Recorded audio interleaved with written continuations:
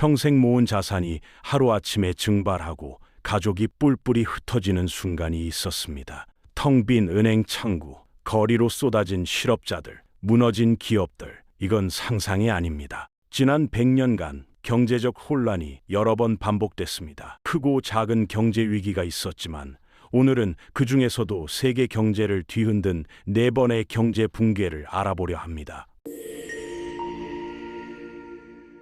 첫 번째 위기는 1929년 세계 대공황이었습니다. 그것은 모든 것의 시작이었고 영원한 번영이라는 환상이 산산이 부서진 순간이었습니다. 1920년대 미국은 황금기였습니다. 1차 세계대전이 끝나고 미국은 세계 최대 산업국으로 떠올랐거든요. 공장은 풀가동됐고 자동차에서 라디오, 전기제품까지 신제품이 쏟아져 나왔죠. 소득이 늘고 소비가 폭발하면서 사람들은 이 호황이 영원히 계속될 거라 믿었습니다.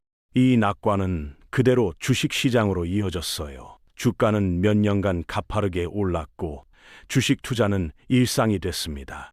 문제는 이 상승세가 실제 경제 성장을 훨씬 뛰어넘었다는 거예요. 투자자들은 자기 돈이 아닌 빌린 돈으로 주식을 샀고 은행들도 이런 투기에 적극적으로 돈을 빌려줬죠. 주식은 절대 떨어지지 않는다는 믿음이 사회 전체를 지배했습니다. 그런데 1929년 10월 24일 목요일 뉴욕 증권거래소에서 균열이 시작됐어요. 주가가 급락하자 불안해진 투자자들이 일제히 주식을 팔아치우기 시작했고 시장은 순식간에 패닉 상태로 빠졌습니다. 매도 물량이 쏟아지면서 주가는 통제 불능으로 떨어졌죠.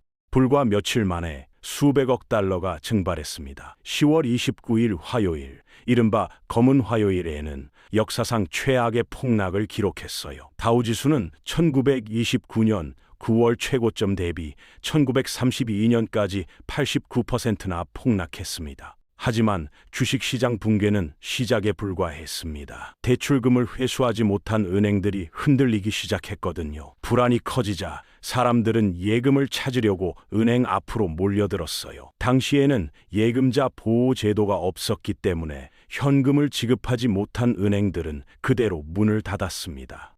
1933년까지 미국에서만 약 9천 개의 은행이 파산하거나 영업을 중단했어요. 금융 시스템이 무너지자 실물 경제도 빠르게 붕괴했습니다. 대출이 끊기고 소비가 급감하면서 기업들은 생산을 중단했고 대규모 해고가 이어졌죠. 1933년 무렵 실업률은 25%까지 치솟았습니다. 노동인구 4명 중 1명이 일자리를 잃었다는 뜻이에요. 이 경제 공황은 미국에만 머물지 않았습니다. 당시 세계 경제는 무역과 금융으로 긴밀하게 연결돼 있었거든요. 미국 경제의 붕괴는 곧 유럽과 아시아, 남미로 확산됐어요. 특히 전쟁 배상금과 외채 부담에 시달리던 독일은 큰 타격을 받았고 실업률이 30%를 넘으며 극심한 사회 불안이 이어졌습니다. 영국에서는 파운드 가치가 폭락했고 프랑스는 근본 위제를 포기해야 했죠. 국제 무역량은 1929년에 비해 1933년에는 65%나 감소했습니다. 대공황의 충격은 단기간에 끝나지 않았어요. 루스벨트 대통령이 1933년 취임 직후 뉴딜 정책을 시행하며 정부가 직접 경제에 개입하기 시작했지만 경제가 완전히 회복된 건 2차 세계대전이 발발해 전쟁 수요가 급증한 1940년대에 이르러서였습니다. 세계 대공황은 자유방임주의 경제에 대한 믿음을 근본적으로 흔든 사건이었어요. 시장이 항상 스스로 균형을 회복한다는 생각은 무너졌고 위기 상황에서는 정부의 개입과 제도적 안전장치가 필요하다는 인식이 자리 잡았습니다. 주식시장 붕괴로 시작된 대공황, 그로부터 약 40년 뒤 이번에는 전혀 다른 형태의 충격이 세계를 멈춰 세웠습니다. 두 번째로 살펴볼 위기는 바로 1973년 오일 쇼크입니다. 이번엔 주식도 은행도 아닌 석유가 문제였죠. 1950년대에서 1970년대 초까지 세계 경제는 빠르게 성장했거든요. 전후 복구가 완료되고 대량 생산 체제가 자리 잡으면서 황금기라 불리는 호황이 이어졌어요. 자동차는 대중화됐고 공장은 24시간 가동됐으며 비행기가 하늘을 가득 메웠습니다. 석유화학 산업이 폭발적으로 성장했죠. 이 모든 구조의 중심에는 석유가 있었어요. 석유는 단순한 에너지원이 아니라 현대 산업과 경제를 움직이는 핵심 동력이었습니다. 문제는 세계 경제가 중동산 원유에 과도하게 의존하고 있었다는 거예요. 당시 원유 가격은 매우 낮은 수준에 머물러 있었고, 선진국들은 값싼 에너지가 영원히 지속될 것처럼 소비 구조를 키워갔습니다. 1973년 10월 6일 4차 중동전쟁이 발발했어요. 이집트와 시리아가 이스라엘을 기습 공격했고, 미국은 이스라엘을 지원했죠. 이에 분노한 아랍 산유국들이 강력한 카드를 꺼내 들었습니다. 바로 석유 금수 조치였어요. 쉽게 말해 중동 산유국들이 석유 거래를 끊어버린 정책이었죠. 10월 17일 오펙의 아랍 산유국들은 이스라엘을 지원하는 국가들에 대한 석유 수출을 전면 중단한다고 선언했습니다. 동시에 석유 생산량도 대폭 줄였죠. 한 달 만에 배럴당 3달러였던 원유 가격은 12달러 안팎으로 4배 가까이 뛰었어요. 충격은 즉각적으로 나타났습니다. 주유소마다 차량 행렬이 수 킬로미터에 이르렀고, 연료 부족은 일상적인 풍경이 됐거든요. 미국에서는 번호판 끝자리를 기준으로 주유 날짜를 제한하는 홀짝제 배급제가 시행됐어요. 그럼에도 공급은 수요를 따라가지 못했고, 사람들은 단지 기름을 넣기 위해 몇 시간씩 대기해야 했습니다. 원유 가격 급등은 경제 전반으로 빠르게 확산됐어요. 운송비와 생산비가 동시에 상승하면서 물가는 급격히 뛰었고, 기업들은 비용 부담을 견디지 못해 생산을 줄이기 시작했습니다. 그 결과 경제는 스태그플레이션에 빠졌죠. 스태그플레이션이란 경기 침체를 뜻하는 스태그네이션과 물가 상승을 뜻하는 인플레이션이 합쳐진 말로, 경제가 성장하지 않는데 물가만 오르는 최악의 상황을 의미합니다. 침체와 인플레이션이 동시에 나타난 당시로서는 전례 없는 국면이었어요. 미국의 경우 1974년 물가 상승률이 11% 수준으로 치솟았고, 실업률도 1975년에 9% 안팎까지 치솟았어요. 유럽은 더 심각했습니다. 석유 의존도가 높았던 일본과 유럽 국가들은 마이너스 성장을 기록했거든요. 네덜란드에서는 일요일마다 자동차 운행을 금지했고, 영국에서는 주 3일 근무제가 시행됐습니다. 오일 쇼크는 세계 경제에 뼈아픈 교훈을 남겼어요. 한 자원에 과도하게 의존하는 것이 얼마나 위험한지 깨달은 거죠. 각국은 에너지 절약 정책을 펼치기 시작했습니다. 연비가 좋은 소형차가 인기를 끌었고, 대체 에너지 개발에 투자가 쏟아졌어요. 산업 구조도 변화했습니다. 에너지를 많이 쓰는 중공업 중심에서 벗어나 반도체, 전자, 서비스업 같은 산업으로 무게 중심이 옮겨갔죠. 1979년 이란 혁명으로 인한 2차 오일 쇼크를 겪으면서 에너지 안보는 국가 전략의 핵심 과제로 자리 잡았어요. 에너지 위기는 극복됐지만 세계화된 금융시장은 새로운 취약점을 키우고 있었습니다. 오일 쇼크 이후 24년이 지난 1997년 세 번째 위기가 아시아를 강타합니다. 이번엔 주식도 석유도 아닌 통화가 무너지기 시작했죠. 1990년대 초반 아시아는 세계 경제의 새로운 희망으로 불리고 있었습니다. 한국과 태국, 인도네시아, 말레이시아는 아시아의 네 마리 용이라 불리며 놀라운 성장을 이어갔죠. 외국 자본이 대거 유입됐고, 부동산과 주식시장은 빠르게 치솟았습니다. 하지만 화려한 성장 뒤에는 위험이 숨어 있었어요. 기업들은 단기 외화 차입으로 무리하게 사업을 확장했고, 은행들은 부실 대출을 남발했습니다. 부동산 거품도 점점 부풀어 오르고 있었죠. 1997년 7월 2일 태국 정부는 자국 통화인 바트화를 달러에 고정하던 정책을 더 이상 유지할 수 없다고 발표했습니다. 그 순간 바트화 가치는 순식간에 폭락했습니다. 외국인 투자자들은 패닉 상태에 빠졌고, 자금을 한꺼번에 빼기 시작했습니다. 태국 경제는 급격히 무너졌죠. 문제는 여기서 끝나지 않았습니다. 투자자들은 태국이 무너졌다면 다른 아시아 국가들도 위험한 것 아니냐는 의심을 품기 시작했습니다. 그 결과 필리핀의 페소화와 인도네시아의 루피아화, 말레이시아의 린깃화가 차례로 폭락했어요. 이러한 외환 위기는 곧 동남아시아 전역으로 빠르게 확산됐습니다. 이런 상황 속에서도 한국에서는 설마 우리까지야 라고 생각하는 분위기가 지배적이었습니다. 그 이유는 한국이 경제협력개발기구 OECD에 가입한 나라였고, 삼성, 현대, LG 같은 대기업들이 세계 시장에서 활약하고 있었기 때문입니다. 하지만 같은 해 11월, 한국의 외환 보유고가 급속도로 줄어들기 시작했습니다.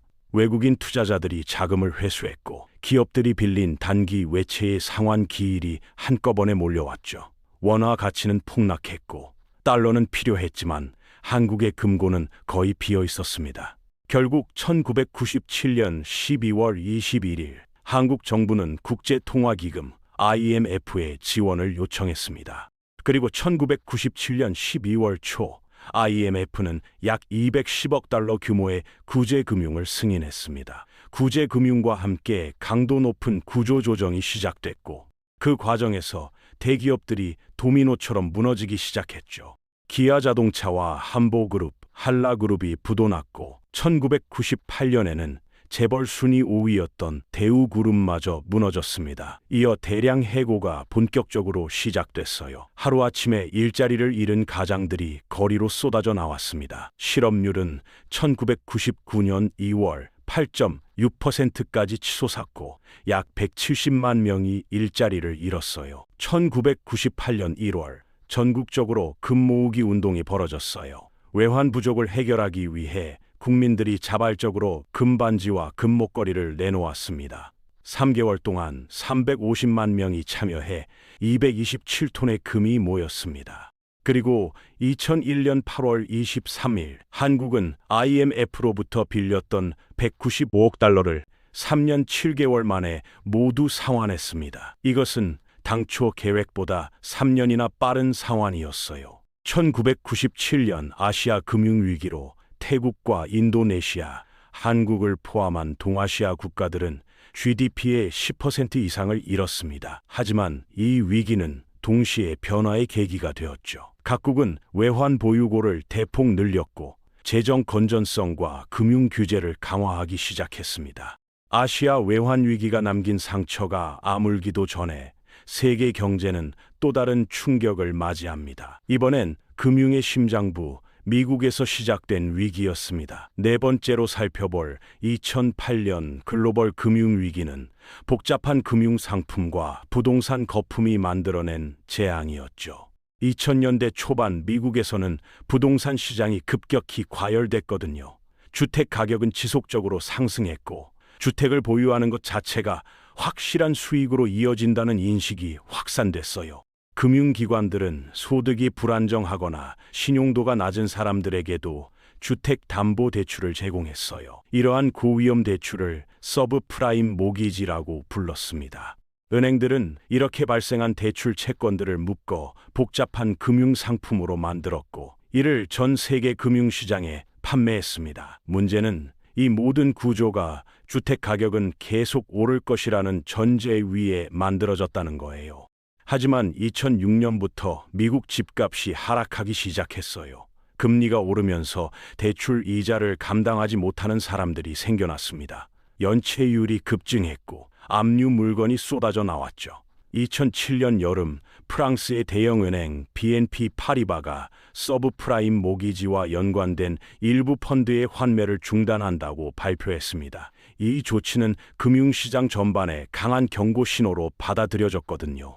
2008년 9월 15일 충격적인 소식이 터졌습니다. 1850년에 설립된 158년 역사의 투자은행 리먼 브라더스가 파산 신청을 한 거예요. 미국 역사상 최대 규모의 기업 파산이었습니다. 리먼 브라더스의 파산은 연쇄 붕괴의 시작이었어요. 금융기관들은 서로의 재무 상태를 신뢰하지 못하게 됐고 은행 간 자금 거래가 멈추면서 신용경색이 발생했습니다. 신용경색이란 금융기관들이 서로를 믿지 못해 돈을 빌려주지 않는 상황을 말하는데 이렇게 자금 흐름이 막히자 기업들 역시 심각한 자금난에 직면했죠.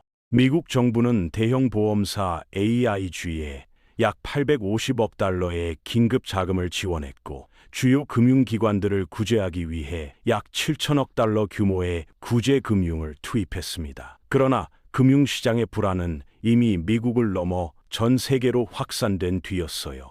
유럽에서는 아이슬란드의 은행 시스템이 완전히 붕괴했습니다. 영국, 독일, 프랑스의 은행들도 위기에 빠졌죠. 주식시장 역시 급락했어요. 전 세계 금융시장에서 막대한 자산 가치가 순식간에 사라졌습니다.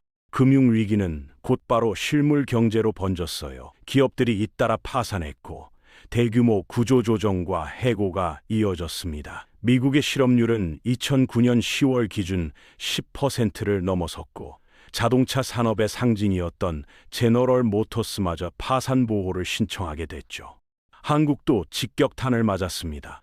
정부는 미국과 통화 스와프를 체결했습니다. 통화 스와프란 위기 상황에서 서로의 통화를 교환해 주기로 약속하는 것으로, 쉽게 말해 달러가 부족할 때 달러를 빌릴 수 있는 비상 안전장치인 셈이죠. 이를 통해 한국은 달러를 확보하고 대규모 재정을 투입해 위기를 넘겼습니다. 2008년 글로벌 금융위기는 금융 시스템에 내재된 구조적 취약성이 한계에 도달했을 때 어떤 파급을 낳는지를 보여준 사례였어요.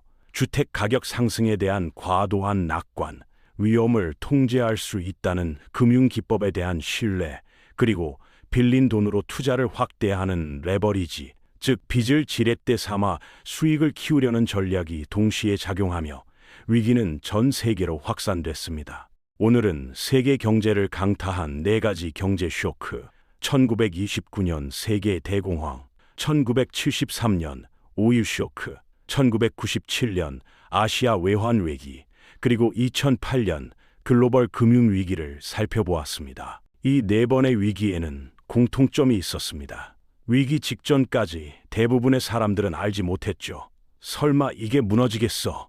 라고 생각하던 순간 그 믿음은 무너졌습니다. 절대 떨어지지 않을 것이라는 믿음이 깨지는 순간 공황은 시작됐습니다. 위기는 빠르게 전염됐고 한 곳의 충격이 전 세계로 번지는데 며칠이면 충분했어요. 회복에는 오랜 시간이 걸렸지만 위기는 동시에 변화의 계기가 되기도 했습니다. 역사는 반복되지는 않지만 비슷한 패턴을 보여줍니다. 다음 위기가 언제, 어디서, 어떤 모습으로 찾아올지는 아무도 알 수 없습니다. 그렇다면 우리는 어떻게 준비해야 할까요? 영상이 유익하셨다면 구독과 좋아요 부탁드립니다.